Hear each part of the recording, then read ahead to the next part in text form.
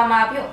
Bahujan Hitay charitable trust અને Bahujan army દ્વારા આયોજિત ભુજની જીકે જનરલ હોસ્પિટલમાં દેશહિતમાં બ્લડ ડોનેશન કેમ્પનું આયોજન કરવામાં આવ્યું હતું, જેમાં બહુજન હિતાય ચેરિટેબલ ટ્રસ્ટ અને બહુજન આર્મીના પ્રમુખ લખન ધુવા, ગોવિંદભાઈ મહેશ્વરી, આરિફભાઈ લુહાર, મંગલભાઈ મહેશ્વરી, નવીનભાઈ મહેશ્વરી તેમજ હિરજી ધુવા, લક્ષ્મણ દનીચા, સુનિલભાઈ ફફલ જોડે સેંકડોની સંખ્યામાં લોકોએ દેશહિત બ્લડ ડોનેશન કર્યું હતું।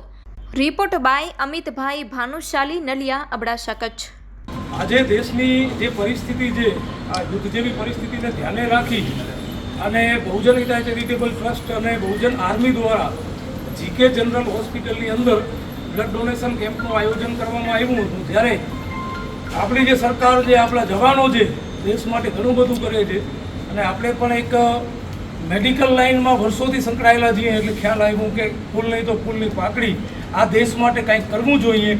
તો અલગ અલગ સમાજના યુવાનો અહીંયા કને આવ્યા છે અને આજે બ્લડ ડોનેશન કેમ્પનું આયોજન કર્યું છે। અને ખાસ કચ્છ વહીવટીતંત્રને કહેવા માગું છું કે જ્યારે પણ આ પરિસ્થિતિમાં દેશને જ્યારે અમારી જરૂરત પડશે ત્યારે મેડિકલ ફિલ્ડ હોય કે અન્ય કોઈ ફિલ્ડ હોય ત્યાં આગળ અમે સેવાકીય કાર્યો માટે હંમેશા તત્પર ઊભા રહીશું।